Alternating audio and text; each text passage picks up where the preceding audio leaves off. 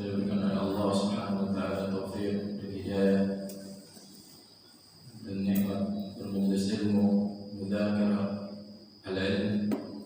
Kama qala alaihi wasallam, ijtama'a qaumun fi baitin min buyutillah yatluna kitaballah wa yatadarasuna fima bainahum illa nazalat alaihim as-sakinah wa ghashiyatuhum ar-rahmah wa nazalat fiman wa dzakara fiman 'indah.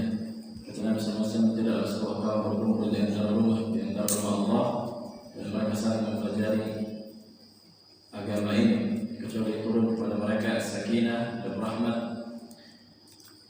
dan Allah menyebutkan orang-orang yang menuntut ilmu di sisinya di hadapan para malaikat. Nah, di hadapan kita ada kitab Usul al-Iman fi Dhaw al-Kitab wa Sunnah, fondasi keimanan berada di atas cahaya Al-Quran dan Sunnah. Dan kitab ini ditulis oleh para ulama di Mamlakah Arabiyah Saudiyah di Saudi yang dikepalai oleh Syekh Shalih Al-Syekh Hafizahullah Ta'ala. Nah, dan kitab ini sebenarnya ditulis untuk orang-orang awam dari kaum muslimin. Jadi bagaimana cara memahami akidah, tinggal baca kitab ini. Istilahnya memang untuk konsumsi orang umum, makanya nggak terlalu rinci dibahas. Nah, cocok untuk murajaah karena di sana mereka mempelajari akidah pakai kitab-kitab para ulama juga. Nah, kenapa kita pilih kitab ini?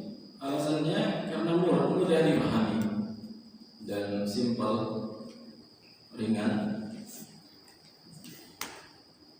Kemudian perkara akidah, perkara iman, perkara usul iman, perkara yang harus senantiasa diulang sebagaimana disebutkan Syekh Shalih Al-Syekh rahimahullah.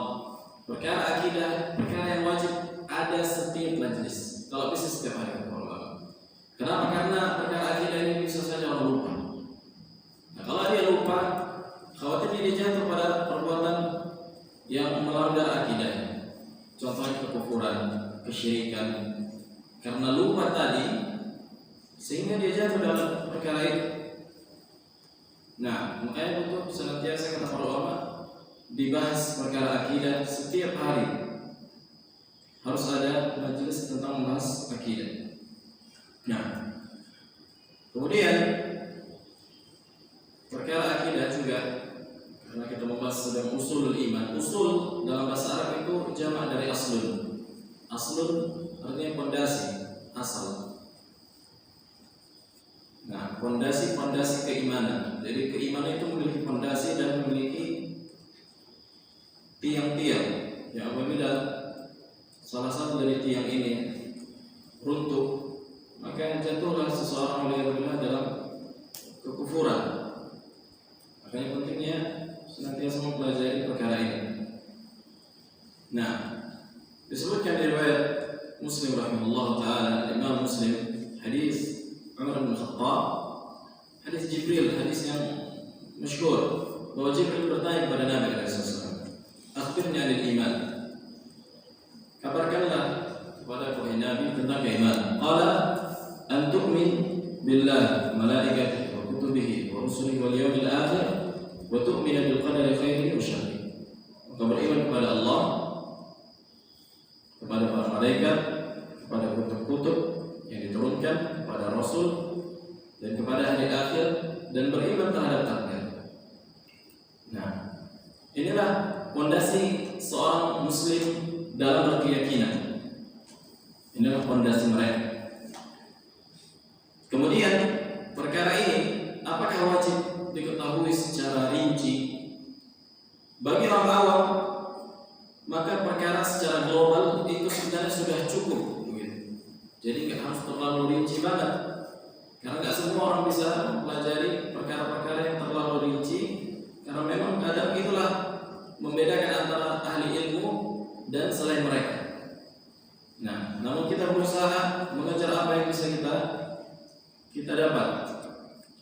Baik. Bab yang pertama kata beliau, bab al-awwal, al-iman billah. Beriman terhadap Allah Subhanahu wa ta'ala. Qala al-muallif, berkata penulis, innal iman billahi azza wa jalla huwa ahammu usuli al-iman. Iman kepada Allah ini adalah usul fondasi yang paling urgent dalam perkara keimanan. Wa a'zamuha sya'nan, dan perkara yang paling agung. Wa a'laha qadran, dan yang paling tinggi derajatnya. Bal huwa aslu usulil iman. Puncak dari semua fondasi itu beriman kepada Allah.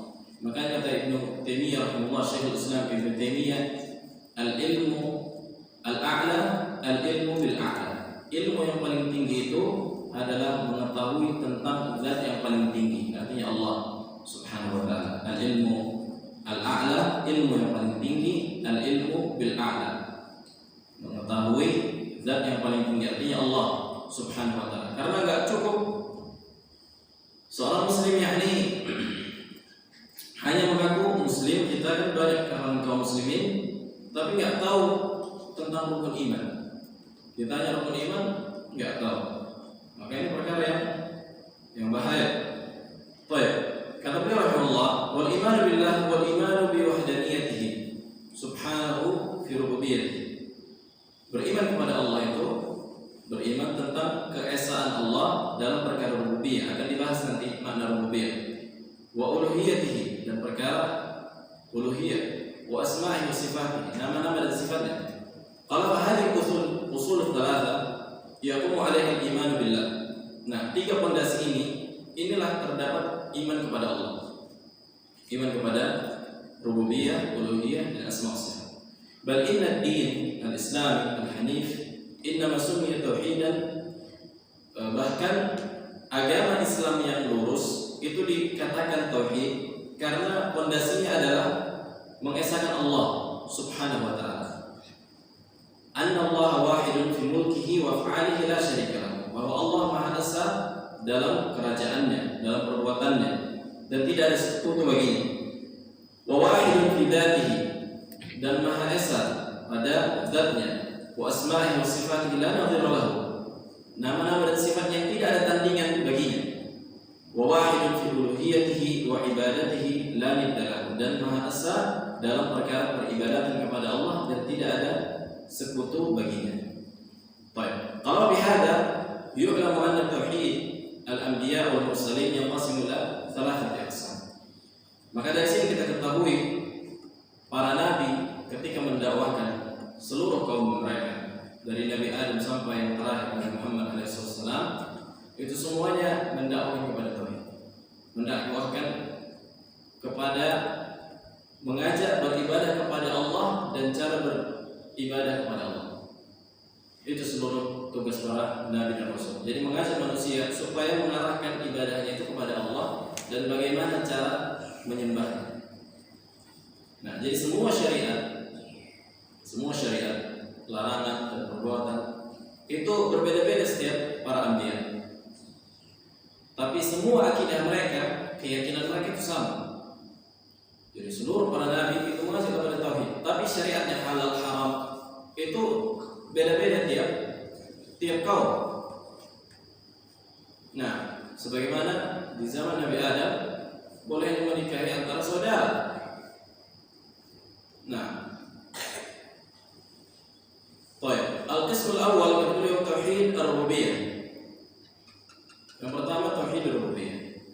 Qala wa huwa al-iqrar bi anna Allah Ta'ala Rabb kulli syai' wa malikuhu wa khaliquhu wa raziquhu.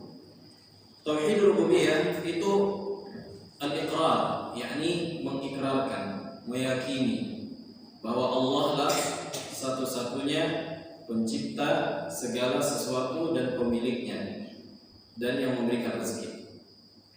Qala wa annahu al-muhyi al-mumitu an-nafi' ad-dar. Bahwa Allah lah yang Maha menghidupkan, mematikan, yang memberikan manfaat dan mudarat. Yang memberikan manfaat dan mudarat. Al-mutafarridu bil ijabati 'inda al-ittirar. Kata beliau, yang satu-satunya bisa mengijabah doa ketika seseorang berdoa. Alladzi lahul amru kullu, yang dimana milik Allah seluruh perkara. wa biyadihil khairi kulli, dan di tangannya lah seluruh kebaikan, wa ilaihi yurja'ul amru kullu, dan kembalinya kepadanya lah seluruh perkara, la syarika lahu fi dzalik. Nah, kita telah pahami bahwa Allah Subhanahu wa taala lah yang hanya bisa memberikan manfaat dan mudarat. Tapi bukankah kita tahu bahwa api bisa membakar, kan itu bisa memberikan panas. Berarti ada yang memberikan manfaat dan mudarat. Artinya memberikan mudarat, kalau orang dibakar takut kan? Apakah takut kepada api itu di antara kesyirikan? Jawabannya enggak. Kenapa? Karena Allah Subhanahu wa taala menciptakan sebab dan akibat. As-sabab wal musabbab. Jadi Allah ciptakan sebab dan akibat. Tapi apakah semuanya itu bisa berjalan? Artinya kadang bisa Allah cabut sesuatu itu jadi nggak bisa memberikan sebab. Contohnya obat, coba apa paracetamol misalnya. Allah jadikan paracetamol itu bisa menghilangkan demam. Tapi apakah semua orang yang meminum paracetamol itu hilang demamnya? Kan enggak. Jadi ada keadaan di mana Allah matikan sebab itu. Sebagaimana api bisa membakar.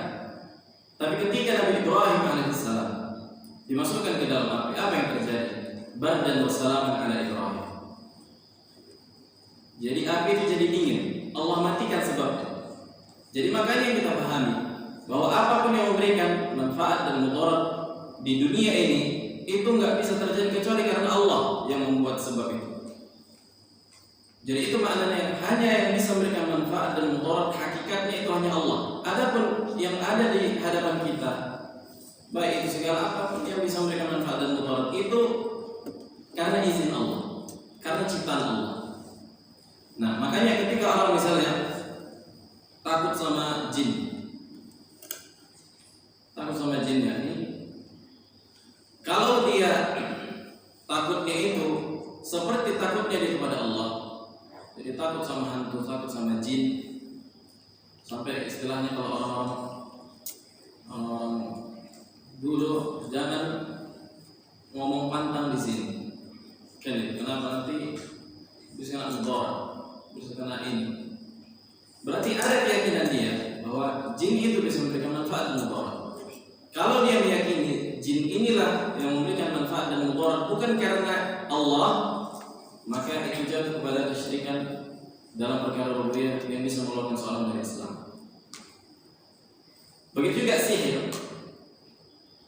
Sihir itu bisa memberikan mudarat, nah, akan tapi apa kata Allah? Wa ma yudarruna bihi illa biidznillah, min ahadin illa biidznillah. Dan tidaklah sihir itu bisa memberikan mudarat kecuali karena izin Allah. Jadi Allah ciptakan sihir itu bisa memberikan mudarat. Siapa yang menciptakan ini? Mudarat ini Allah juga. Jadi Allah juga lah yang menciptakan sesuatu itu bisa memberikan mudarat. Allah juga lah yang menciptakan sesuatu itu bisa memberikan manfaat. Nah, jadi nggak ada yang apa namanya, yang syubhat, nggak ada iskal, nggak ada yang rancu dalam perkara ini bahwa hanya yang memberikan manfaat dan mudarat adalah Allah Subhanahu wa taala. Adapun apa yang kita lihat di hadapan kita itu hanya sebab, dan sebab ini bisa terjadi bisa enggak. Makanya nggak boleh bertawakal dengan sebab. Makanya nggak boleh bertawakal. Siapa yang bertawakal karena sebab itu jatuh kepada kesyirikan. Dia sandarkan hatinya kepada dokter misalnya yang mengobati. Kalau bukan karena dokter itu tidak sehat. Nah, dokter itu cuma sebab. Ini jatuh kepada perkara kesyirikan. Nah, kalau Allah Taala al-qism tsani tauhid al-uluhiyah. Tauhid al-uluhiyah. Kenapa dikatakan uluhiyah? Karena diambil dari kata ilah. Ilah artinya sembah. yakni mengesahkan Allah dalam perkara peribadatan. Mengesahkan Allah dalam perkara peribadatan. Kalau wa ifradullah wahda بالذل والخضوع والمحبة والخشوع والركوع والسجود والذبح والنذر وسائر أنواع العبادة لا شريك له. Kata beliau, mengesahkan Allah itu dengan ketundukan. Makanya ibadah itu ada ketundukan di dalam. Makanya sholat itu ada rukuk dan sujud. Karena rukuk dan sujud di antara bentuk menundukkan diri kepada Allah Subhanahu wa taala. Wal khudu' wal mahabbah, ada kecintaan.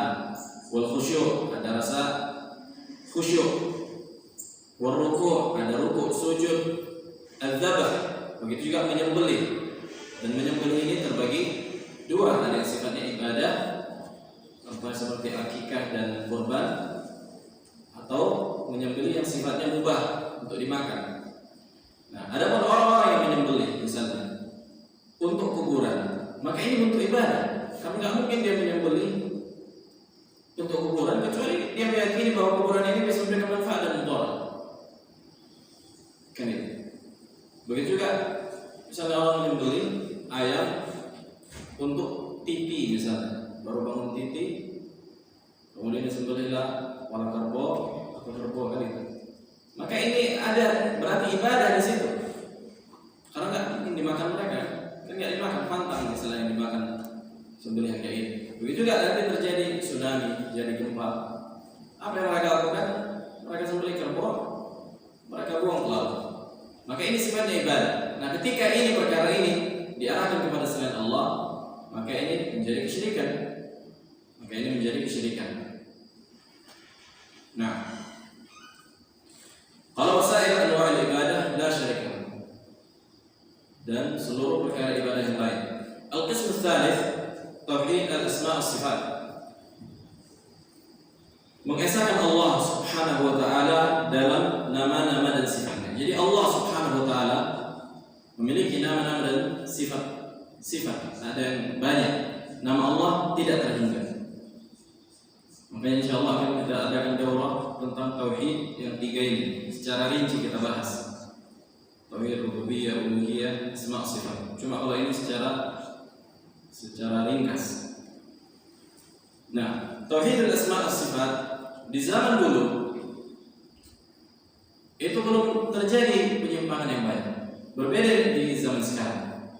Maksudnya di zaman Nabi alaihissalam belum terjadi nampak penyimpangan seseorang menyelewengkan nama-nama dan sifat Allah Subhanahu wa taala. Dan tauhid al-asma' was-sifat itu terjadi penyimpangannya ketika masuknya pemikiran filsafat. Jadi pemikiran filsafat itu dimasukkan ke dalam Islam. Makanya ada istilah mereka filsafat Islami, kan itu. Hampir di setiap universitas, di setiap kampus itu mereka mempelajari filsafat. Adapun pembahasan filsafat secara rinci ada kajian khusus. Tapi intinya filsafat ini itu pemikiran orang Yunani. Pemikiran orang Yunani kuno. Dan filsafat ini orang Yunani, subhanallah, sebutkan para ulama sejarah, merusak tiga agama. Merusak agama Yahudi dan merusak agama Nasrani. Karena disebutkan juga bahwa contohnya di Nasrani, sebelumnya mereka meyakini bahwa Isa itu nabi. Belum ada al-qaul bil-tatslits. Mereka belum mengatakan bahwa Tuhan itu tiga. Nah, kemudian datang seseorang dinamakan Bolis. Kemudian dia dipengaruhi orang yang belajar filsafat. Akhirnya mengatakan bahwa Nabi Isa itu bagian dari yang Tuhan yang tiga. Bagian dari Tuhan yang tiga. Begitu juga Yahudi. Jadi semua tiga agama ini, maksudnya Yahudi, Nasrani, dan agama Islam sendiri dimasukkan orang-orang filsafat untuk merusak agama mereka.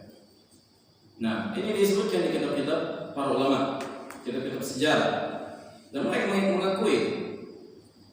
Baik. Qala wa huwa ifradullah ta'ala.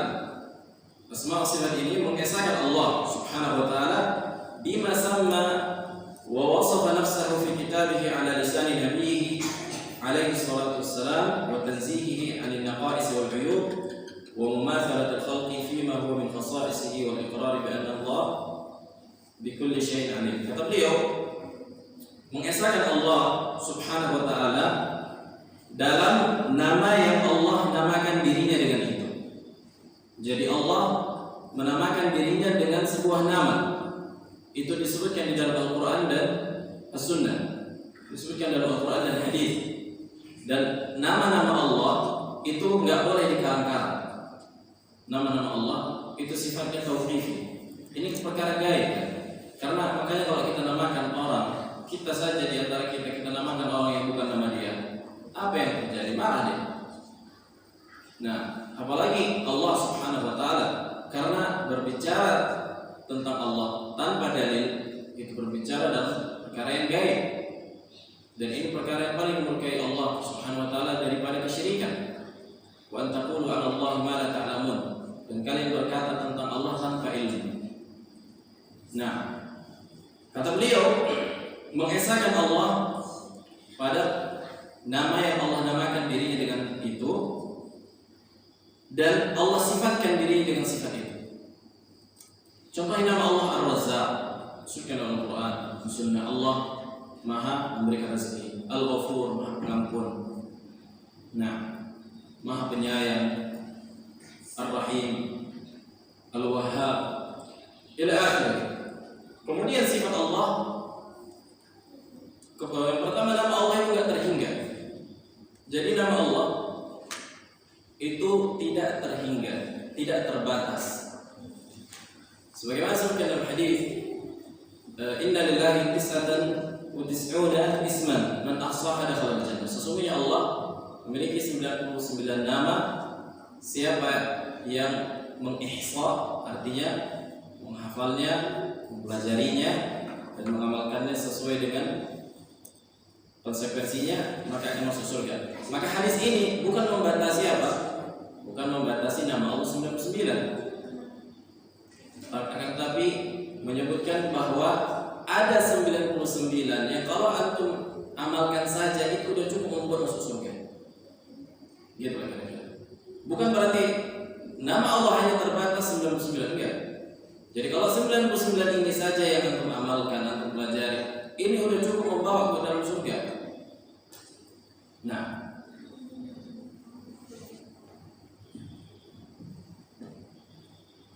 dalilnya bahwa nama Allah itu tidak terbatas sebutkan dalam hadis, "Aw ista'tharta fi ilmi ghaib 'indak." Nah, atau pada yang disebutkan Allah al-hadis.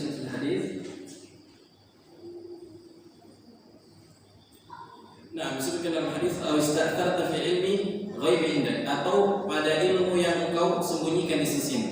Jadi ada nama-nama Allah yang Allah sembunyikan di ilmu gaibnya. Nah, apa yang Allah sembunyikan di sisi ilmu gaibnya, maka nggak mungkin diketahui manusia. Jadi artinya nama Allah Subhanahu wa taala itu tidak terbatas. Nah,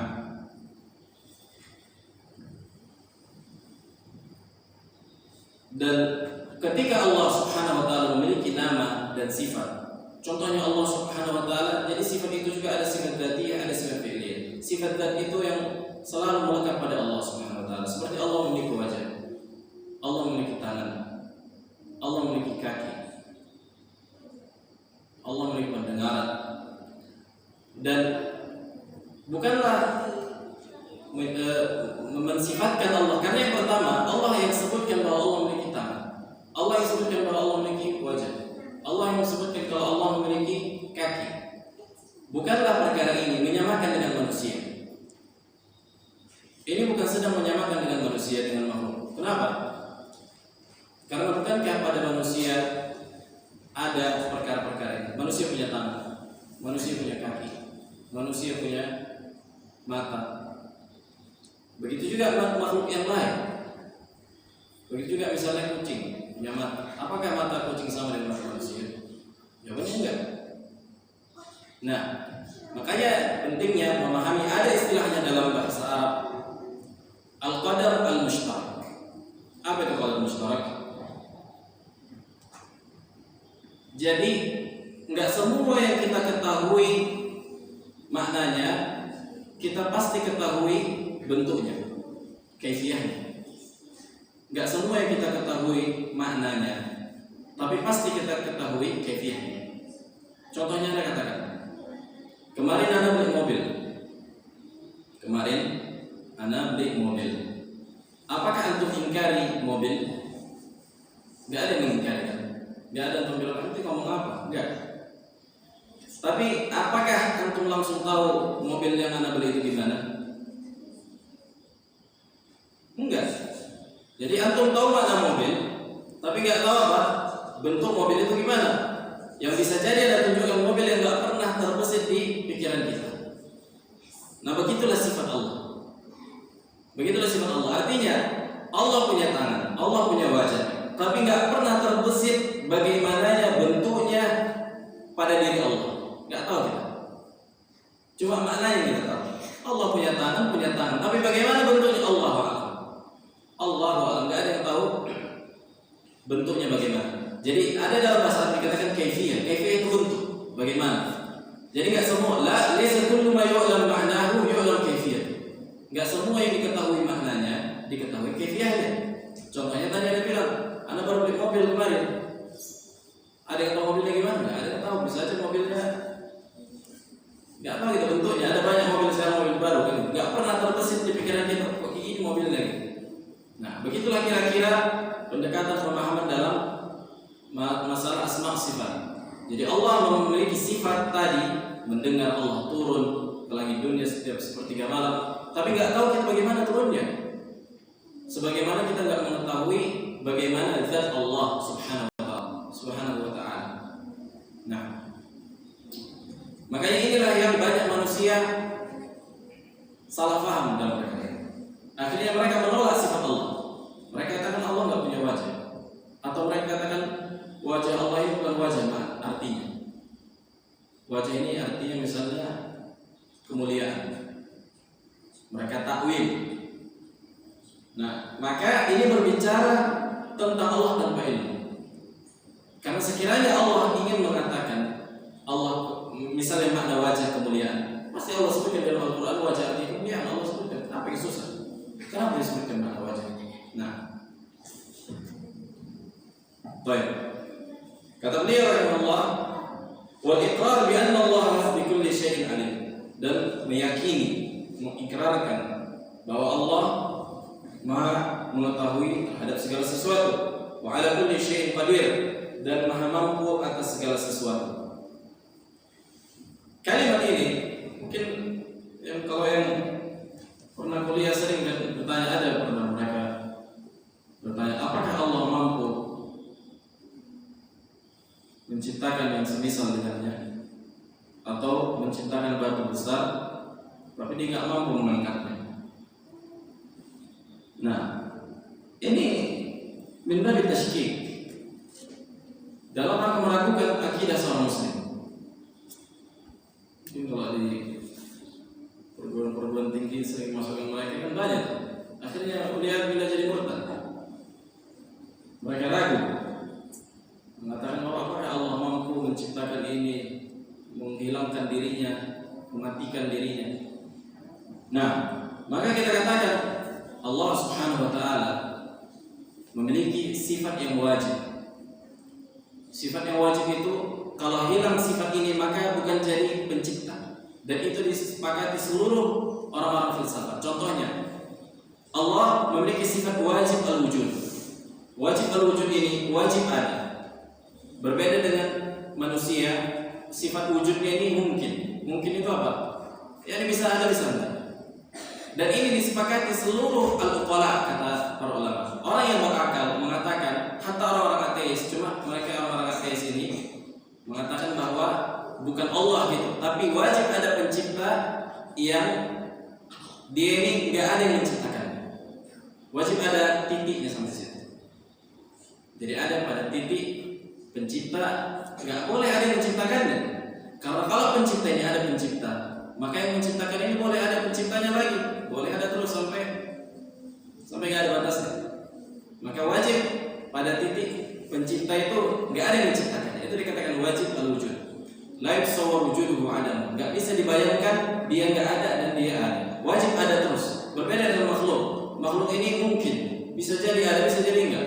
Contohnya ada orang lahir di tahun 95. Nah, dia ada setelah 95, sebelum 95 enggak ada, bisa. Tapi kalau Allah enggak ada waktu di mana Allah tidak ada.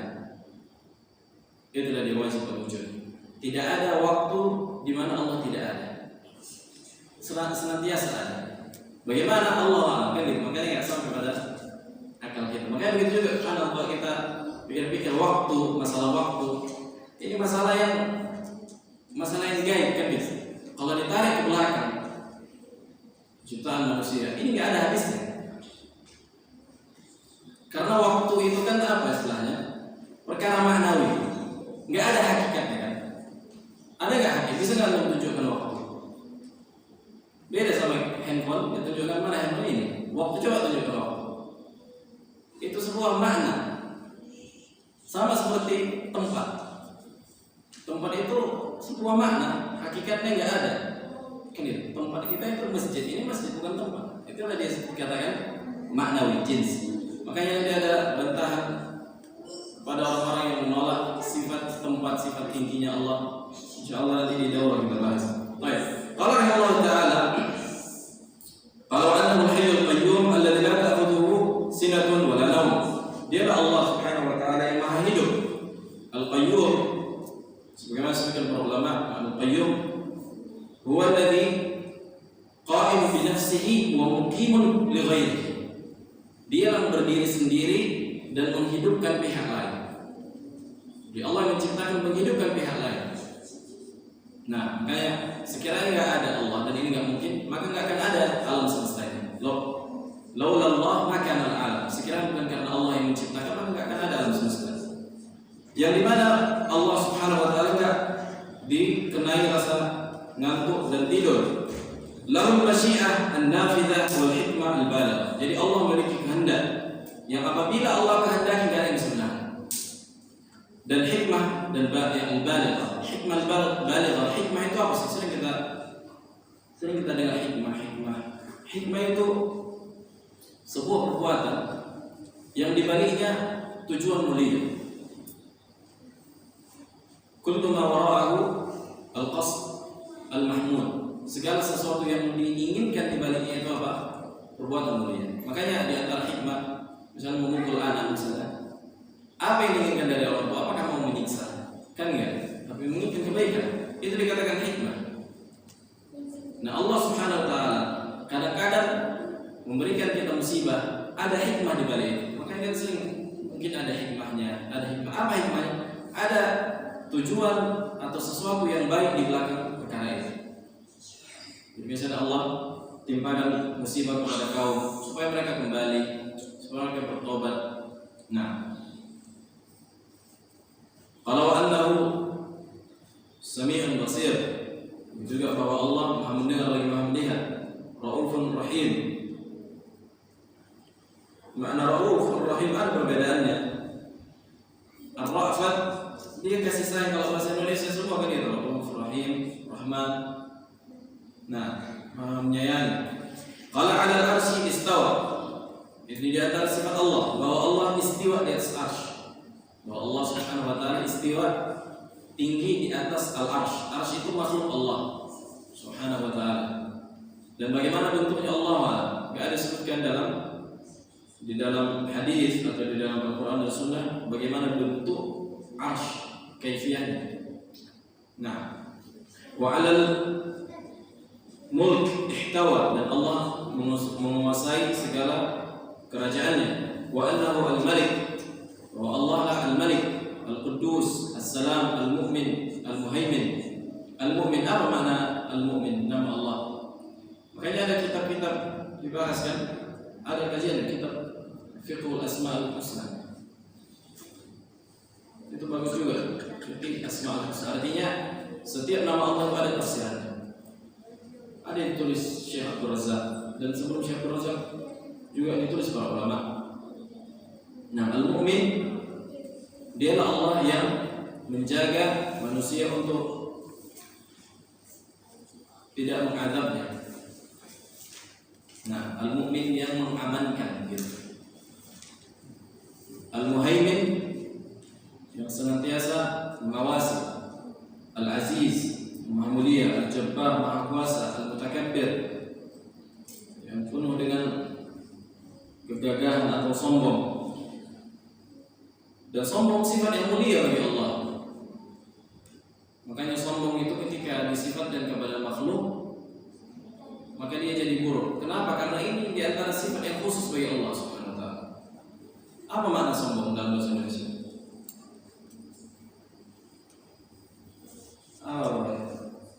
Sombong. Orang kata bilang pungang kan?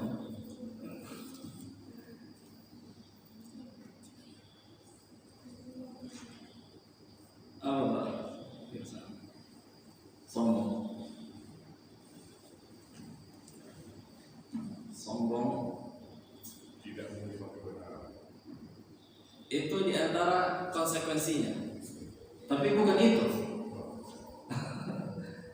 Makanya subhanallah setelah para ulama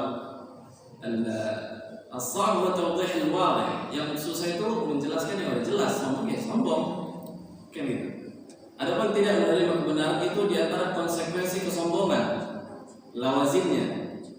Sesuai yang disebutkan dalam hadis dari Nabi SAW, al-kibru batarul haq wa ghamtun nas, ini lawazimnya. Tapi bukan itu hakikat sombong itu. Karena semua yang sombong itu menolak benar. Nah, baik. Ila ghairi dzalika min al-asma' al-husna wa sifat al-'ula, walakin likulli qismin min hadhihi al-aqsam al-thalatha dalail katsira min al-kitab wa sunnah. Dan setiap pembagian ini ada dalilnya di dalam Al-Qur'an dan Sunnah. Kenapa enggak disebutkan? Supaya meringkas, karena memang kitabnya ringkasan gitu. Al-Quran kulluhu tauhid. Jadi di dalam Al-Quran itu terdapat seluruh penjelasan tauhid, wa huququh, wa jazaa'uh, fi sya'ni syirki wa ahlihi wa jazaa'ihi. Begitu juga dengan hak Allah, balasan-balasan orang yang mentauhidkan. Begitu juga dengan perkara kesyirikan, pelaku kesyirikan dan balasan mereka. Wa hadhihi al-aqsam thalatha li-tauhid qad akhadhaha ahlul ilmi bil istiqra' wa tatabbu' li nusus al-kitab wa sunnah. Dan pembagian ini sering katakan bahwa ini lihat orang Wahabi membagi tauhid menjadi 3. Ini bukan sedang membagi tauhid, karena ini sedang menjelaskan makna. Sedang menjelaskan makna, bukan membagi-bagi seperti kue dipotong-potong jadi 3, enggak. Ini sedang menjelaskan makna. Contohnya handphone ini Anda katakan ini segi 4, ini hitam. Apakah sedang membagi? Enggak, sedang menjelaskan makna. Jadi bukan sedang membagi-bagi. Nah, bukankah para ulama juga membagi misalnya al-kalam wal ismu wal fi'lu wal harf? Dalam bahasa Arab kalam itu terbagi menjadi 3. Ada enggak dalam hadis sebutkan kalam itu terbagi 3 menjadi isim, fi'il dan harf? Enggak ada. Karena ini sedang menjelaskan makna. Begitu juga syurutus salat. Syarat salat ada sebutkan dalam hadis secara nas, kata Nabi SAW syurutus salat begini. Ya ada. Makanya sedang menjelaskan makna, dan itu dibolehkan. Bahkan bisa jadi keharusan.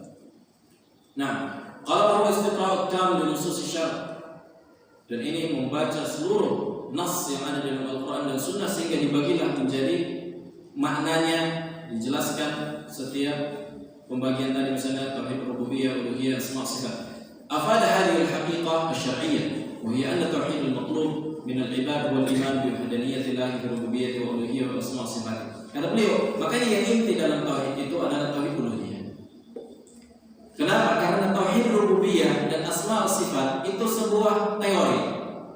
Kan gitu. Jadi kita tahu Allah menghidupkan, Allah mematikan. Berarti kita mentauhidkan Allah dan perkara rububiyah. Kita mengetahui Allah memiliki makna nama Ar-Razzaq, Al-Ghafur. Udah sampai di situ. Apa yang wajib bagi kita? Ya beribadah kepada Allah. Berarti tauhid uluhiyah yang diminta. Kan gitu kan? Enggak cukup hanya kita tahu Allah menghidupkan, mematikan terus kita minta sama kuburan. Berarti kontradiksi ilmu kita dengan amal. Makanya ketika kita tahu hanya Allah yang bisa memberikan manfaat dan mudarat, berarti wajib bagi kita hanya meminta kepada Allah.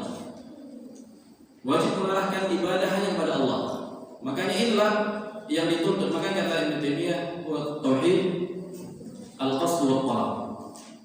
Yani tujuan dan itu yang diminta manusia. Ini tujuannya. Dan dakwah para anbiya, dakwah para nabi, seluruh mendakwah tauhid uluhiyah. Mengajak supaya jangan ibadah selain Allah, jangan ibadah selain Allah. Beribadahlah hanya kepada Allah, jangan ibadah selain Allah. Nah, أفاد هذه الحقيقة الشرعية إلى آخره فمن لم يأتي بهذا جميعه فليس بمؤمن. Maka siapa yang tidak memenuhi tauhid yang tiga tadi, maka dia bukan seorang yang beriman. Nah, wa fima yali fusul thalatha fi kulli faslin minha bayan biqismin min hadhihi al-aqsam. Akan kita jelaskan setiap bagian tadi lebih rinci sedikit dibandingkan sebelumnya. Dan dalil-dalil yang disebutkan secara ringkas insyaallah. Nah, kira-kira لا لا هذا